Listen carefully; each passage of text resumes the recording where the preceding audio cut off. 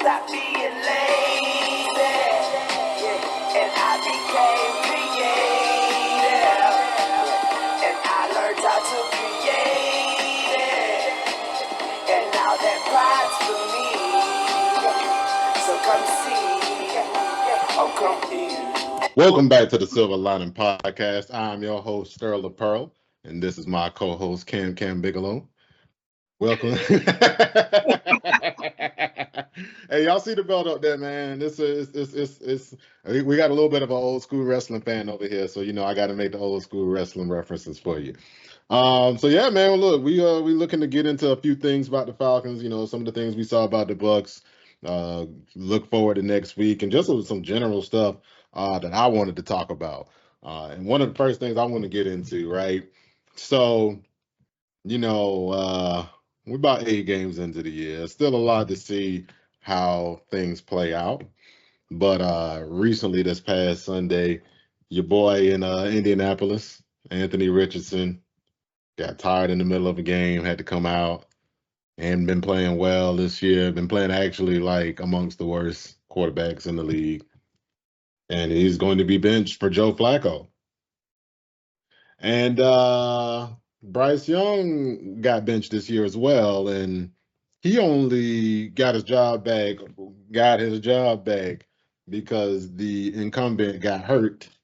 So we don't know if he got the job back. He's just starting because he's available. And even Stroud's kind of struggling a little bit this year, just a little bit. You know what I'm saying? He's still looking pretty good, but he's definitely for all the weapons that they had and the expectations, he's not performing as well as he did last year. And I say all this to bring up how we have drafted a quarterback, Michael Penix Jr., who is sitting behind Kirk right now. And I think I want to gloat a little, just a little, because it's just funny how this whole thing started, where out of nowhere, quarterbacks just started being expected to start day one. That was just the expectation. Quarterback used to be a position your quarterback would sit for a year or two before he played, and then he'd be good when he come out. Right? But now everybody getting these quarterbacks, and now, the franchise implodes when the quarterback's in the game. Even Caleb Williams kind of struggling, if we're being real. Like, he got DJ Moore, Keenan Allen, Rome Odunze. Don't they have another receiver? Or is it just those three? Cole Kmet, who's solid. Cole Kmet, solid running back. And they struggle to move the ball on offense. But the Falcons didn't draft a quarterback and say, all right, all this team needs is a quarterback. Let's just throw a rookie in the fire and say, hey, now we're ready to win. They got a quarterback for the future. They got a quarterback for now. And now Michael Penix is getting to sit on the bench and get to cook a little more. And he not having the fan base up in arms, getting ready to throw him out here because they feel like he's throwing away our window. And that feels amazing. Because I was on Reddit. I was reading, they was talking about it. And they was like, yeah, man, teams need to start doing the Jordan Love model more. And then I said, you mean the way it used to be done, like for the entirety of the NFL until like the last 15 years or so? Like, there were some quarterbacks before 08. Because you know who I'm about to bring up. When did it really start? Was it with Aaron Rodgers? No. I'm not talking about the sitting your quarterback. I'm talking about quarterbacks just starting as a rookie, leading the team. I'd say Peyton Manning. Okay. Well, actually, Peyton Manning did start as a rookie, but I'm thinking about Matt Ryan and Joe Flacco. Yeah. I'm thinking about that because what that did. No. The reason why I brought up Matt Ryan and Joe Flacco, because Stafford came out 2 years later. Because Sam Bradford was the number one pick the year after Matt Ryan. And then the year after that, Stafford was number one. Okay.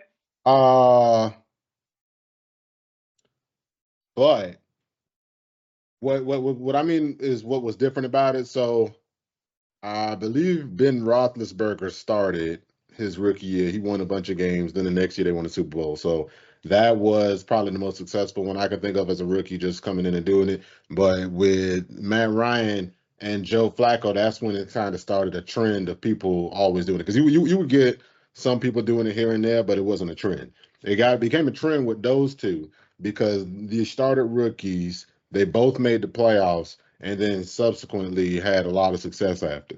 And I think that started like becoming the norm around the league. Everybody was like, "Oh, you get a rookie, you start the rookie right away. That's the whole reason you draft a rookie." Like the one, and I'm bringing that up too because people will say, "Oh, you should have drafted a pass rusher." You know what I'm saying? Because Jared Verse would have 20 and a half sacks right now, and the Falcons would be leading the NFL in sacks, and they'd be 8-0 right now, and they should have drafted a pass rusher instead of drafting a quarterback. That's what they be sounding like. And I'm like, no, no, Jared Verse, Latu, Dallas Turner, none of them guys would have put the Falcons in. I mean, now Jared Verse is looking pretty good, but none of those guys is going to change Falcons' life in that way this year. But what you get is, when you look at the cap down the line, it gets a little tighter. Every year it's going to get a little tighter. And so it's going to be huge for us. As sad as it's going to be, because it's going to have to happen at some point. We're going to have to come up off of Kirk. Maybe we can get through 3 years. I know everybody's saying 2, and we'll move because of the dead money. But if Kirk's playing like at an MVP level, I'm not saying he's playing MVP level now, but if he does get to an MVP level, I think they'll be okay with just keeping him for another year, and he won't have any guaranteed money on his contract after that. So it's like, why worry about it or pay the $10 million? Because he still is owed $10 million. But his cap hit goes through the roof those last 2 years though. So that's why, maybe that's why people saying, after 2 years, he's out and Michael Penix is in. But if Penix gets a chance to sit, ideally he gets to come in and he's more like Jordan Love, more like Aaron Rodgers, more like Patrick Mahomes as far as guys who sat and then they come in and then they super successful, as opposed to, guys like Caleb Williams. So, his teams has a winning record right now, but he's struggling a bit. He had a couple good games now, don't get me wrong. But for the most part of the year, he struggled. Anthony Richardson struggled so bad that he's getting benched. He's one of the worst quarterbacks in the league. Who's the other guy we brought up? Bryce Young. He has had a terrible career so far, and you might have broke him. You might have broke his confidence. I'm kind of scared they messed Bryce Young up. They done fucked him up, and now they're gonna have to get a new one. He also was put in the worst situation possible. Yeah, I think they put him in a bad situation, but it does. Admittedly, though, it does look worse this year when Andy Dalton came in with them same weapons and the offense looked competent. You know what I'm saying? So like, but I mean, I think you can have a convergence point. It doesn't have to be one or the other, right? Maybe the situation was shitty and Bryce wasn't ready.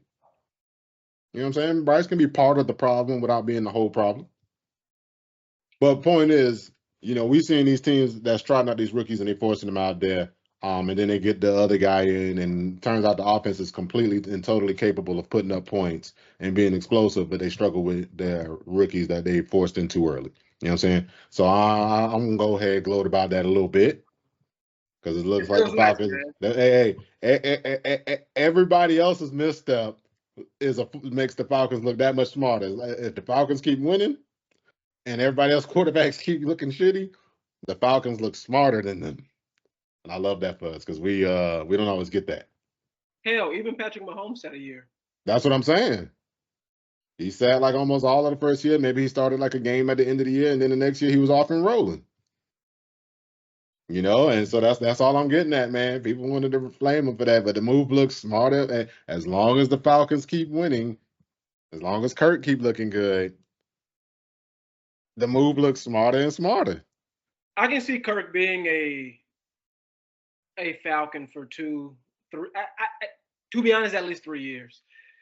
Just based off the play I've seen so far, Kirk is getting better. We have not seen Kirk at his best just yet. So I'm anticipating him to continually improve. So I think if Kirk can become a quarterback who can rattle off a couple, and I don't mean one, I mean a couple of playoff wins for this franchise, he'll stick around a little bit longer. And that's okay. I'm cool with Penix sitting back and cooking. It's gonna breathe that fire in him. He's gonna really want to start. But it's also gonna feel good though, because if we're a team that's going to the playoffs, he's still getting that experience, even if he's not playing. That's still valuable experience. It's going to be very good for Penix. And granted, I'm putting the cart before the horse. We're not there just yet. But based off what I've seen, I think that's a trajectory to come. And I think that's where we are potentially headed. I'm really liking the direction of this team. Now, our defense can use a little bit of help. Yeah, but aside from that, man, I love having Penix sit.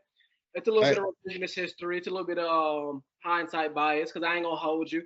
I was mad as fuck when we took him at first. But it wasn't because of the player, though, right? It was less Penix and more that it was the 8th pick. Right. But as we've seen, and be honest, if Kirk keeps playing like Kirk's playing, we're not going to get in the top 10. And I love that for us. Hey, but let me ask you this, though. Even with that, well, no. I'll tell you what. We'll save the deep dive into that for our bye week episode. So go ahead. No, but exactly, like I was more mad that it was the 8th pick, but I'm loving the direction of this team, man. That's it feels good. It feels good. All right. Now you said something about the defense not liking that, so that brought up just a little interesting little play scenario. I was thinking about in my head, right?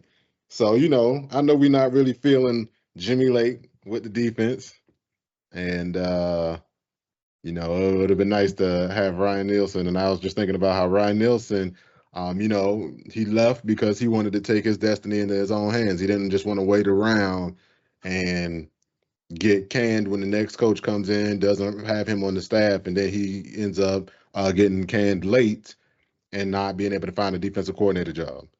So, he left and went to Jacksonville and now he's getting his teeth kicked in. In fact, I just read an article about somebody for Jacksonville saying that there's some hot seats in Jacksonville, but the hottest one isn't for Doug Peterson. It's for Ryan Nielsen. Wow. Right? So I'm just bullshitting. How would you feel about reuniting Ryan Nielsen with the Falcons if he gets fired from the Jags? Well, I think we'd have to wait to see how this season goes. Naturally. I doubt we'll fire Jimmy Lake midway through the season. I think that's bad for the culture, bad for the locker room vibes. Unless he does something egregious or the defense just does not improve whatsoever. But even then, I think if we fire him, it's an end of the year thing. But I wouldn't be opposed to bringing Ryan Nielsen back. He's familiar with our guys. He knows how to utilize them better. At least from what I saw, our defense was top half of the league last year. Mm-hmm. That was the only good thing about our team last year. Our defense kept us in the games. We're winning in spite of our defense this year with the same Jimmys and Joes. So it's got to be the X's and O's. Fair enough. But let me ask you this, though. What would you do different with the defense that we have currently? And that's the thing, man. I wouldn't say I'm a casual fan. I'm a diehard fan, but at the end of the day, I'm watching the game on the couch. And I can only go off what I'm seeing. And from what I can tell, we're making sure no one can beat us deep. And we have the safeties to do that. But at the same time, our linebackers and our defensive line are getting exposed, man. I was thinking maybe we should dial up some more blitzes. We're not as frequent as other coaches. I ain't saying like be like Greg Williams and beat Dr. Heat and just keep dialing up blitzes like that. But we got to at least try something different. Like I don't know, man. What's your idea on that, man? It doesn't help that Troy Anderson is also hurt and he's our most versatile linebacker, but still, man, our defense is getting exposed. Yeah, I think that's going to just end up being an issue until Troy gets back. So maybe you could see what JD Bertrand can do covering. I don't know how he moves though. Like I don't really know anything about him. I know he played at Notre Dame. I know he's undersized. He didn't run at his pro day because he got hurt. I think it is pro day on combine, but he didn't run. You know what I'm saying? You know, some people say he's faster than you look, Notre Dame fans, but I know nothing about this gentleman. So I don't know anything about his coverage ability, but admittedly, I would like to see maybe them give him a go anyway. Because I mean, what you're doing right now, as far as coverage with your linebackers, is not it's not working. You know, now don't get me wrong, both of them are better football players, but if we got to be honest, you know, Caden Ellis is he's kind of a mediocre run defender. He's not a bad run defender. He's just, you know, all right, subpar, maybe. You know, somewhere in between that range. You know, and Nate Landman is a good downhill defender, but his speed hasn't been, you know, when the guy's playing hurt and he's already not fast, it makes it show up that much more. He's starting to get that feet in the sand look. He's still effective when he gets to the ball, though. Like, surprising stat of the day, if you didn't know, the person who is third in the league in forced fumbles is Jesse Bates. He is tied with third in the league with Nate Landman. Yeah. Oddly enough, we did not recover a single fumble that Nate Landman forced. He's forced 3 fumbles. 2 of them went out of bounds, and one of them, I think the other team recovered. Hey, but he's still forcing them. That's right. Yeah, no. Hey, look, go our way. That is like the luckiest thing for the other teams, that when he forces a fumble, it goes out of bounds. That's luck on their part. But yeah, so the only people who's forced more fumbles than them are TJ Watt and Fred Warner. You know, so Jesse Bates, I just wanted to shout out Jesse because Jesse been effing amazing. Damn, I'm getting sidetracked. So I want to go ahead and shout out Kirk Cousins, NFC Offensive Player of the Week. We're gonna shout out the real NFC Defensive Player of the Week, Jesse Bates. You know, they kind of snuffed him. You know, they was like, we can't give them both to the Falcons, so they gave it to the linebacker for the Packers. Edgerrin Cooper, I believe, is his name. I didn't watch the game though, so I don't want to do that to him. But you know, I did see his stat line. You know, it's comparable in ways. I'm not gonna say Jesse got robbed, but he had 8 tackles, a forced fumble, a sack, and a pass defense. Jesse had 3 tackles. He had a forced fumble and an interception. So I'm like, hey man, 2 takeaways. Like one that he forced and recovered, so it's a true takeaway, and then a pick, and one of them took points off this board for the other team, and one put points on the board for our team. God damn, we're gonna go ahead and get that boy the defensive player of the week. Now stop playing. Stop playing. That. You know what I'm saying? But yeah, with regards to the defense, linebackers not really moving well. Sometimes the coverage is just a little shaky, but I really feel like last week was the week to stick with the press man coverage. You know, I know we got hurt real bad playing that style of defense when we played the Seahawks, but I mean, you know, the Seahawks trot out 3 really good receivers, 3 highly pedigree receivers. Like, you know, if you just talk about just pedigree alone, you know, 2 first rounders in a second. You know, 2 of those guys are multi-time Pro Bowlers. You know, so they bring the stable of receivers to give you problems in those matchups. But and to be fair, the Bucs did too before last Monday. But after last Monday, they did not bring the stable of receivers for you to feel threatened playing press man coverage against them. Now, we said on this podcast, we said, hey, they're probably not going to go to their receivers very often. They're probably going to look to go to the tight ends more, which they did. They're going to look to go to the running backs more, which they did. We did play man coverage on a lot of those plays. They still beat us. So that's the part where it gets a little alarming. You know what I'm saying? The speed that we get into the ball on some of these plays not looking good. Run defense still not looking good. But I still want to see them stick more. Would have liked to see them stick more to the game plan that we have for Seattle, because even though I feel like the coverage would have still suffered, the coverage would have looked equally as bad as it did this past Sunday.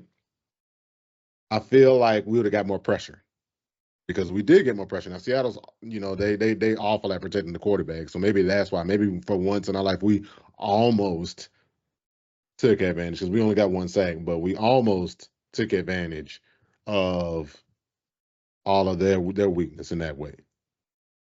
But that's neither here nor there. That's just something I would have liked to see. I think we might need to just alter how we play based on the matchup. If we got a team that can play explosive with us, then fine, we'll go ahead and we'll make an alteration to that. All right. One of the other little sidebars I had, yeah. So we talked about Kirk with the offensive player of the year. Another thing too, man, some career highs. Did you know that Drake London, Darnell Mooney, and Kyle Pitts have all already tied or exceeded their career high for touchdown catches?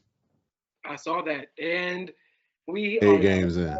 8 games in. Ain't that a beautiful thing? Love to see it. And you know what? Mooney and Pitts are both pacing over 1,000. Kyle is a hair under the pace for 1,000, but the pace that he's been on for the last few games should be enough for him to raise his average high enough to be over 1,000 as well. Okay. We got 17 games. Now don't get me wrong. That's gonna make if Kyle get too good now, that's gonna make it awkward come payday. Yeah. Because it's gonna be like, well, we want to pay you, but we want to pay you here, and you probably want to be like the highest paid. But I don't know. That's not how Terry really been doing business. Terry will make you the highest paid, give you the most guaranteed money on a 4-year deal. Yeah. he like, hey, 5-year contracts is for niggas like Chris Lindstrom. Like, nigga, you got to show me an All-Pro or something before I sign you for me to give you that 5-year. Oh, that should be the standard. You want a 5-year? You had at the minimum be all pro. Yeah. Like anybody else, if you wasn't all pro, I'll offer you 4. I'll line your pockets for 4 years. But yeah, I'm just saying, because like the problem with having a bunch of first round offensive weapons is that, like, all of their contracts due right after the other. They are. So, They are. you know what I'm saying? So you're gonna have, which is why I love that Penix's deal is still on that rookie deal. And I'm like, by the time it start coming to fruition, maybe we give him a 5th-year option. Yeah. Who knows? Kirk maybe might not be here by year 4 or 5. We'll see. I'm like, things are looking good. Like, come future, I like the way our team is set up. Yeah. Hey, look, we'll see. We'll see. Because I still want to see a little bit more of what happens with the other draft picks, man. Some of these guys, not almost all of them offensive draft picks starting to come to life now that you got the right trigger man. But we still hadn't found our pass rusher, be it through the draft or free agency. We still, although admittedly that Jesse Bates signing is looking like the greatest goddamn defensive signing in Falcons history. Like that's, or at least one of them. Because John Abraham was a trade, so he don't count. Yeah, as far as free agents on defense that I can think of, like Asante Samuel was pretty good. Past his prime was still pretty good. Yeah, past his prime. I want to say Rod Coleman was a free agent.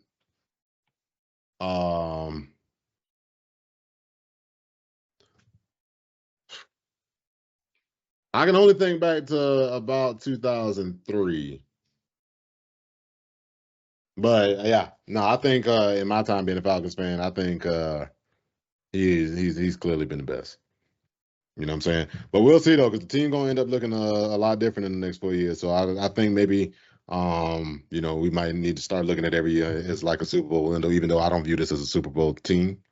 Um, Oh, me either. I see it as a playoff team. Hey, you know what? And you know what? I'm glad that we talked about that. That's a great segue to the next thing. So I've been seeing some recent trades around the league. We saw Josh Uche go over to the Chiefs for like a bag of chips or some shit. No. It was a 2026 pick, but would have been nice to add a guy like that if possible. And for the price that Kansas City got him for, it was like, but I don't know if we wanted another Patriots pass rusher when the one we got, we're not satisfied with. Yeah. So that's that. But who's who else got traded? Deontay Johnson, right? Where'd he got go? traded as well. Baltimore? To Baltimore. Baltimore. All right. But that's not a hit on that for us. You know, honestly, that just made that Carolina game at the end of the year look a little bit easier. Even so. Oh, for sure. Right. Now, the thing that I did see recently is that the Falcons are looking to try to acquire Harold Landry. That would be pretty nice if we can go ahead and do that. Now, what we said on this podcast. I said, hey, we ain't getting a pass rusher. It's just not gonna happen. But in light of how the year's playing out, in light of how the future contracts looking out, adding a guy like Landry to the current roster with the cap situation being what it is, that might be a little dicey. But I think it might be time to, even though the team's not ready, I think it might be time to start looking at the window now as a Super Bowl window. You know what I'm saying? We got Pitts in his 4th year now? It is. He is. Yeah, so we got Pitts on his rookie deal, but he's gonna be on his 5th-year option next year. And then Drake gonna be in his 4th year, and Bijan in his 3rd, and Penix in his 2nd. So, it's starting to be the time to, because of how the contracts are lining up one after the other, it's starting to be time to like look at it now and say, hey, we're in our Super Bowl window now. We look pretty good on offense. It's time to us to start just adding pieces to defense, see if we can at least get a pass rush. Because if we're being real, when we talk about the defense, they say it's built to play with a lead. And honestly, a little bit, if we get a big lead, the defense, because I think if we can get more big leads, the defense can look a little bit more like what you saw at the end of the game in Carolina. We see him squatting on routes a little bit more. A guy like Clark Phillips reading those routes against the deep zone. They got to keep everything in front of them. And then you add a pass rush to that.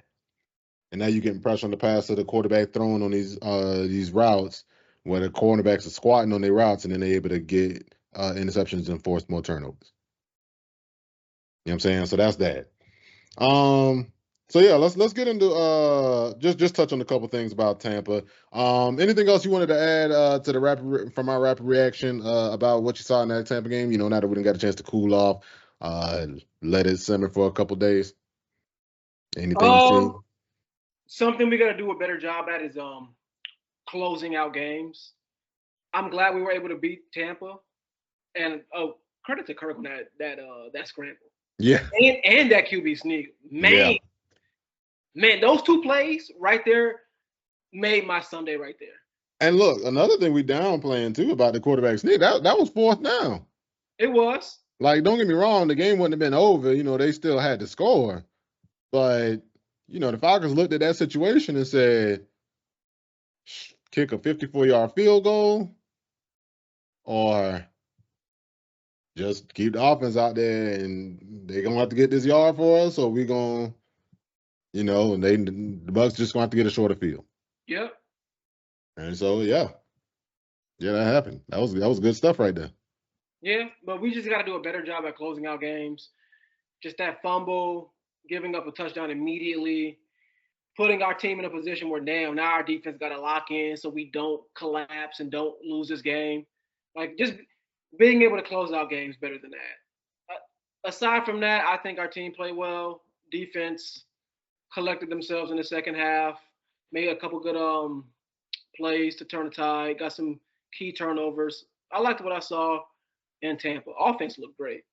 But now, going into Dallas, they got to come to Atlanta. they're not looking great right now. Sure, some of the games they've played have looked close, but that's because Dallas has been scoring points in garbage time. Yep. So that's a little bit more misleading. Dallas is they've won 3 games, and 2 of them I feel like they won decently, and then the one against Pittsburgh, who was they playing against the Justin Field Steelers. So they haven't really beaten anyone. They I'll beat admit they made some plays at the end of that game. they beat the Deshaun Watson Browns. Yep. They beat the Daniel Jones Giants, and then they beat the Justin Fields Steelers. So they haven't really beaten anybody of note. They're coming into the A. I'm feeling confident about this game. To me, it's kind of reminiscent of the Seahawks game. Like this could be a game where if we come out flat, we could fuck around and lose. I'm like, how the fuck we lose this game? But at the same time, like I think we're not gonna come out like that. I think we're gonna come out with some pep in our step and really try to set the tempo. And I'm just hoping we can get an early lead. That way, Dallas has no choice but to just pass the ball on us, and we can just lock in and really tee off on them because they really don't have anybody except for CD and Ferguson. No, I ain't gonna lie. That's the one situation you don't want him in because apparently that's the one time Tony Romo turns into Tony. I mean, Tony. It's the one time Dak Prescott turned into Dak Prescott. That boy said, "Boy, down 20 points.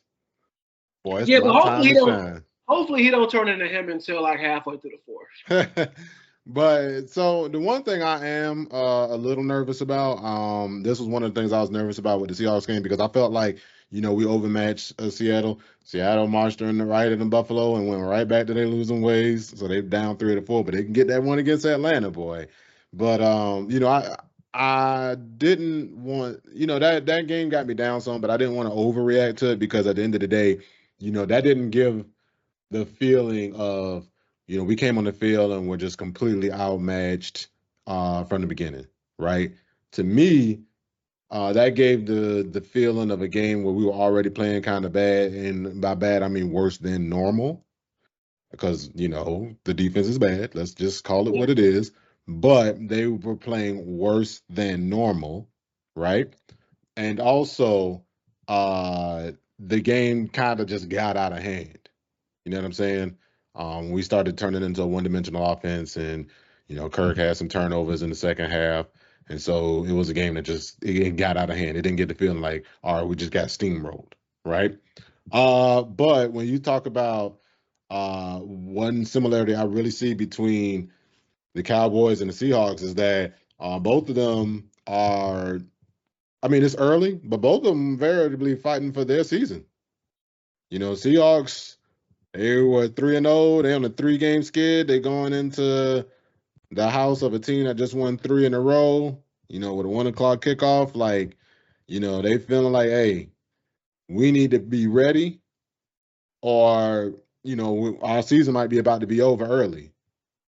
So they coming in with that dog mentality, versus us, we feeling high and mighty. We done strolled in off 3 straight division wins, had that crazy win against Tampa. Like we were rolling, and then we came in winning the Carolina house, just ran them over. We were rolling.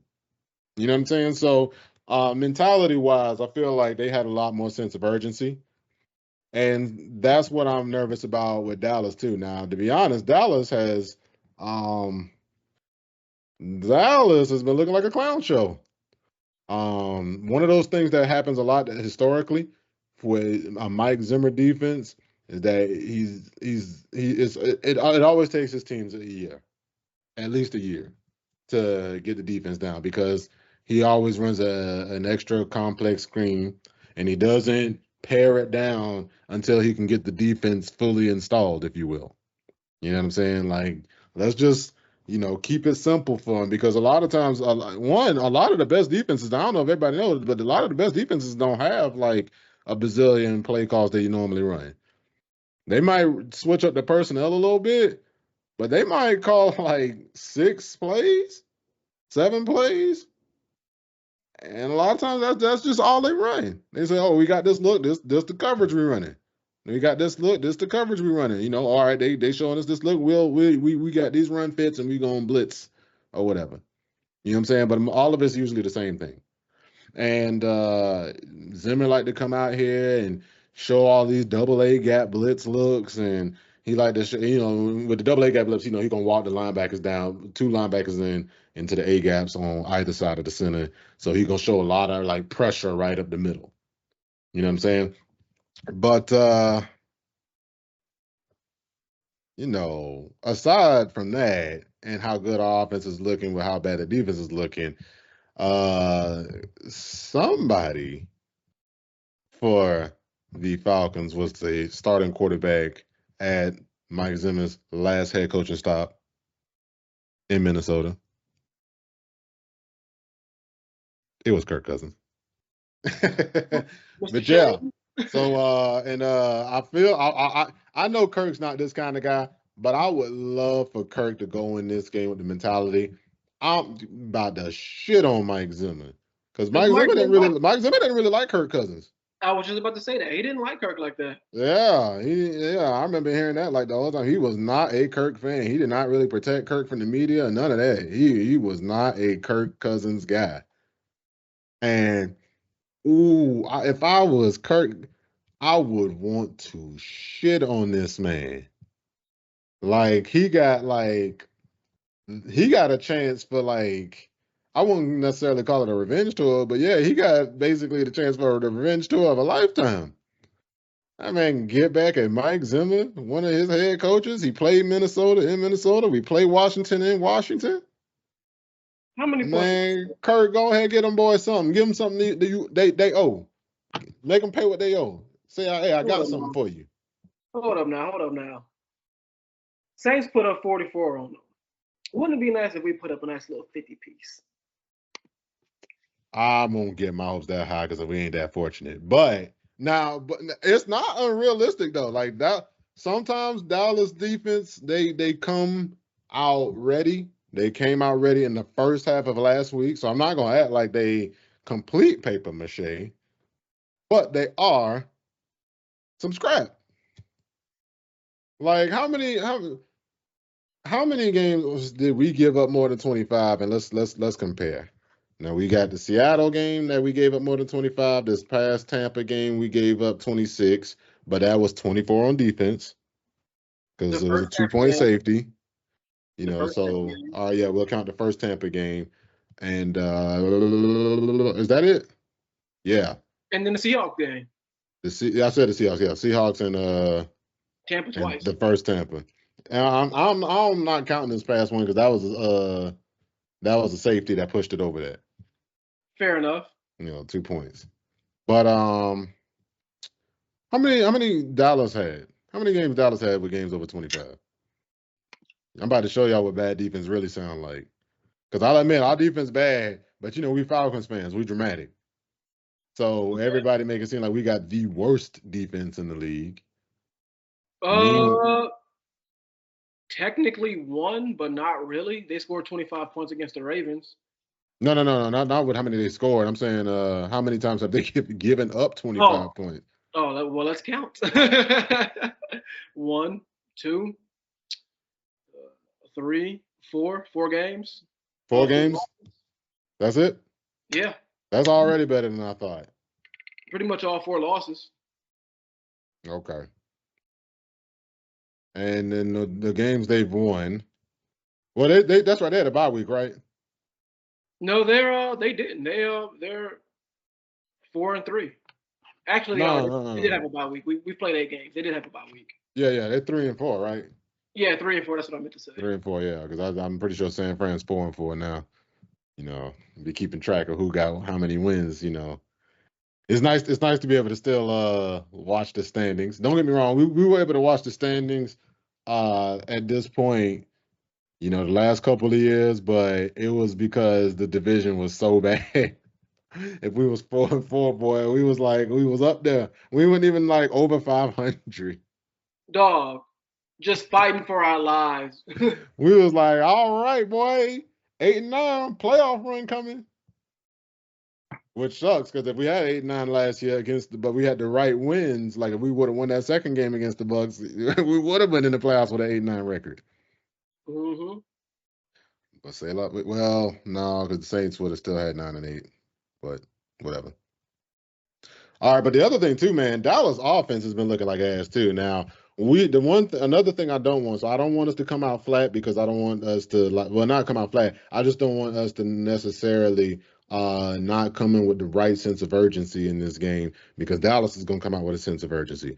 But the other thing I really don't want, I just don't want to be the get right game for Dallas's woes, right? And that's the thing about our defense is that it puts us in a position to be the get right games for these dog shit teams. Because Dallas' run game is abysmal, mediocre, trash. Like, no, not mediocre. It's mediocre to the word mediocre. Like that's their offense is ass. Like I had it up. Like Dallas is a bad team. I'm really like I don't understand how they winning games. They turn the ball over a lot. They can't run the ball. They got a little bit of explosiveness in them because they still got Dak, they still got CeeDee Lamb, but they're terrible. Like I'm looking at some of the numbers now. They 21 21 points a game. That's the number 2 scoring offense. Number 22 scoring offense. So I guess they're below average. Now here come another stat I'm scared about, right? So when they talk about third down conversions, they're number 10 at 40%. Now, what's one of the things we struggle with? Third downs, right? Which is why we're giving up 49%. We're the 30th worst team in the league at stopping third downs. But Dallas is last in the league at running the ball. And they are last in the league. That's our problem. So I think we can have the opportunity to put them in third and long situations and capitalize on that. Man, we'll see. Look, now, look. If we just make sure that they stay bad at running the ball, like this game, if we're being real, this should be a game that the Falcons win by 2 scores. It's just something about wearing this thing right here. You start wearing that, boy, and no lead is safe. And you know what? It will be crazy. I hate talking like that, but it's what makes acceptance makes being a Falcons fan that much easier. Hey, you know what you signed up for. You know what you're getting into. You know what I'm saying? So, hey. Dan Quinn, Kyle Shanahan, Matt Ryan, Julio Jones, everybody from 2016, they ain't walking through that door. At least from week 13 to 17, because or we'll even go out to week 20 through the playoffs. And then something happened. I don't know what happened after that part, but yeah. That hey, we ain't gonna get something like that where the team is a buzzsaw this year. Now, I think if we're being honest, that's probably the most annoying part about the defense is that it just doesn't feel like it's getting any better. That's the thing. It doesn't feel like it's getting any better, man. It feels like we're just holding on. We're just hemorrhaging. We're just treading water on defense, man. And granted, I will say this, and I want to say we played 8 games, maybe 5 out of 8 games. The second half adjustments have been good, and they've done enough to get us some wins. We've limited points, yards. They're gonna move the ball on us regardless. But we've been able to limit points and get more turnovers in the second half. But aside from that, dude, it don't look like it's getting any better, man. It looks terrible.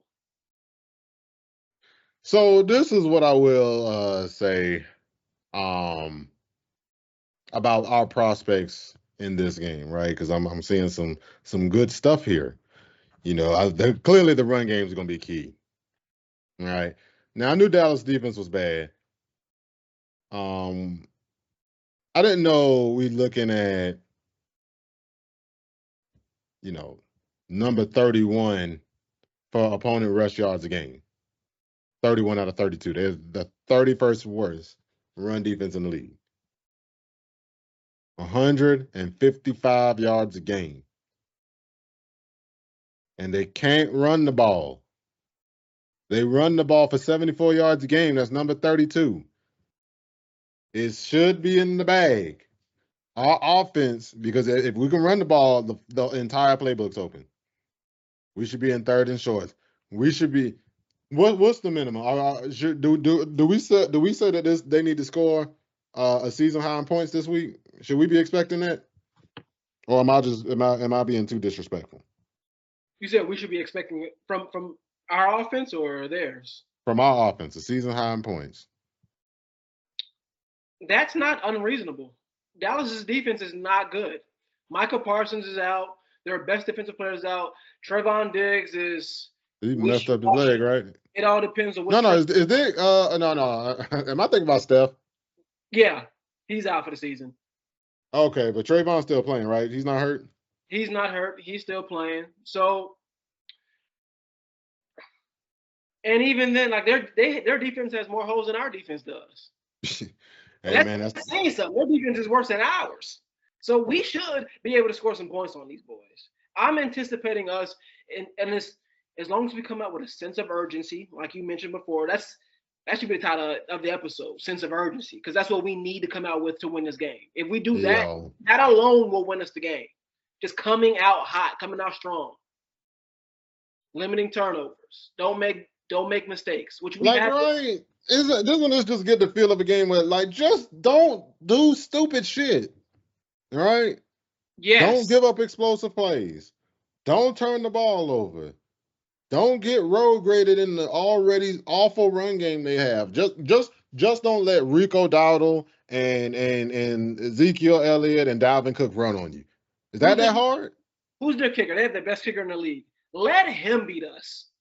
Let them just kick. No, don't even do that, because they shouldn't be able to stop us enough times that the kicker can beat us. Fair enough. But what I meant by that is, like, let him be the only one on their team scoring points. Yeah, because I'm like, this is a game, like, I goddamn Falcons, man. I swear these guys make me never, like, every time I get confident enough to start getting cocky, I get smacked back down to earth, and now I'm like scared to be cocky again. You know what I'm saying? Like I think the Falcons winning, right? So we can go ahead and put that out the way. This is not the week that I'm picking the opponent. I'm definitely picking the Falcons. I'm just like, hey man, come on. All right? Protect the quarterback, run the ball, don't turn the ball over. The rest of the offense will sort itself out. You do those three things. They're not going to be able to cover our receivers as long as we don't, allow pressure on Kirk Cousins. He'll be able to exploit whatever holes they have on defense. Kirk, go ahead, show your balls to Mike Zim real quick. All right, just like, don't even tuck them in your pants. Whip them out. You know what I'm saying? Just like, put the little hole open and put just your balls out. Yeah, but no. I just take care of those three things on offense. Then on defense, we should be able to force the turnovers, but I don't even think that's necessary. I don't think it's mandatory, I'll say. All right? Although, in hindsight, what defense do we play outside of taking the ball away? So maybe we do need to force 2 turnovers. At least be positive in the turnover differential. And Dak likes to give the ball up. So, you know what I'm saying? Yeah, because some of them picks Dak throw, man, those things are unforgivable. I'm like, what the hell is this man doing? I guess certain guys, I kind of like, I just kind of root for him to stay relevant enough to fall off later. I'll be watching Dak, and I'm like, you motherfucker. Like, how dare you be throwing those balls like that into that coverage? As the highest paid player in the league. Yo, man. Great job, Jerry. But yeah, no. And look, even with CD, he's a guy who He's a bigger receiver, but I view him more as like an explosive guy. I don't feel I don't, and I could be wrong, but I don't feel like he's got enough size to necessarily hurt AJ Terrell like that.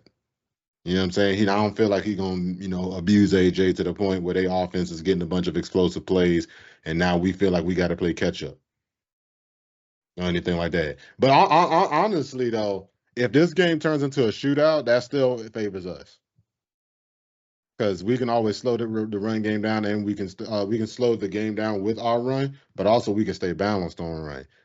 Ideally, for the love of God, run game, just don't. It's because we could conceivably do all of the things that Dallas would need to win. That is the concern. If we stop Dallas from being able to run the ball, Dallas remains one-dimensional and remains in third and long situations and remains a bad offense.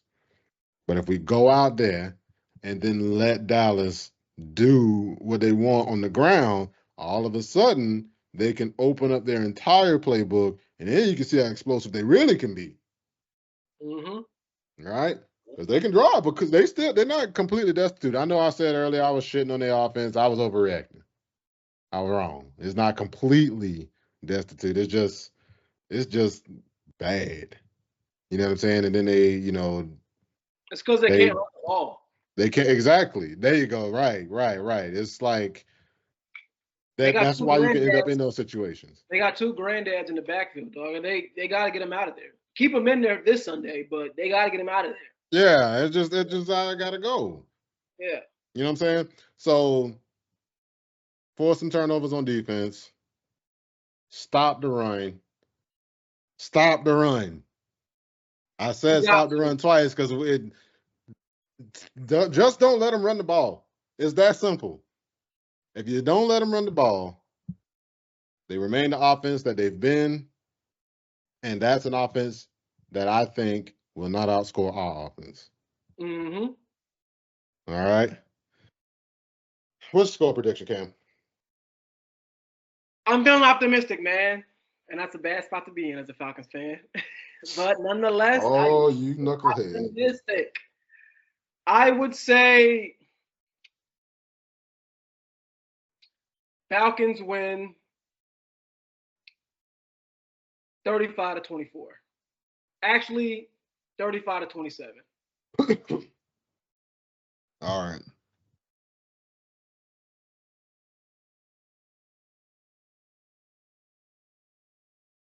Give me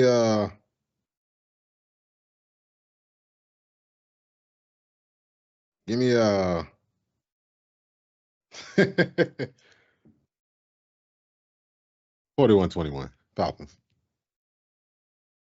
I'm just playing. No. I'm just fucking with you. My ball's not that big. They're just not. I'm sorry, bro. I'm sorry. Hey, let them hang. I want it because I'm like, yeah, the Falcons can score 40 on them.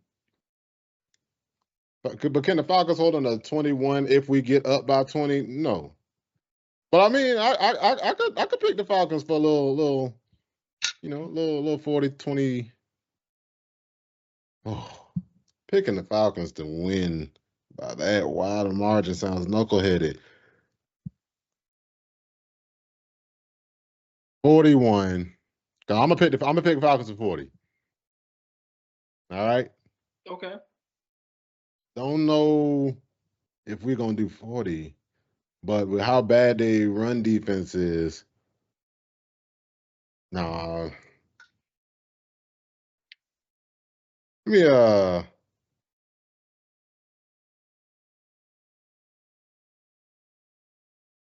nah. We're not scoring 40 this week.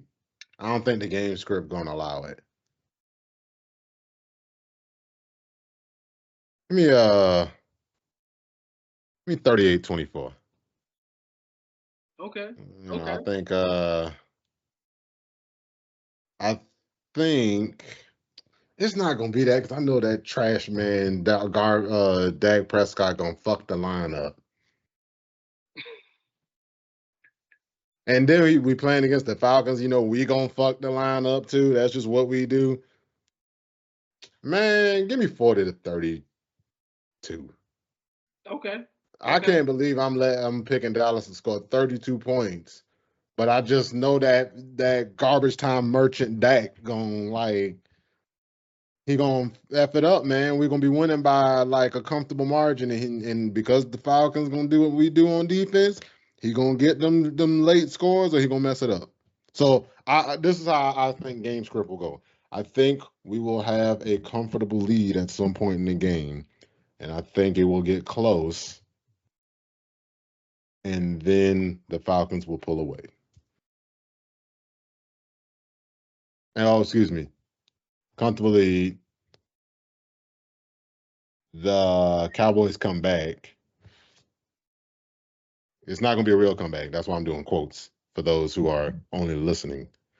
And then they'll go ahead and make it look closer than it was. Which they've done. And That- all the games they've lost. Make it look closer than it actually was. Yes. All right, man. Well, we've been keeping these folks hostage for almost an hour today, but you know, it's the only episode we're going to be able to do this week. Got a busy social life this week. So, you know, trying to fit the pieces together is kind of tough. So we can go ahead and just do all this thing right here in one. We'll call it a one-stop shop episode. Appreciate your time, though, man. Please like, subscribe. Please comment, man. We want to hear anybody's thoughts about the Falcons. Talk about it. You know, we still learning. We still putting this thing together. So any input is appreciated. Anything you want to say before we head out, Cam? Hey, man, we love doing it, and we would love to hear what you guys have to say. All right, man. Well, appreciate you. Oh, and I forgot, hit the little bell so that you can know when we jingling through. Appreciate your time. Signing out. Peace.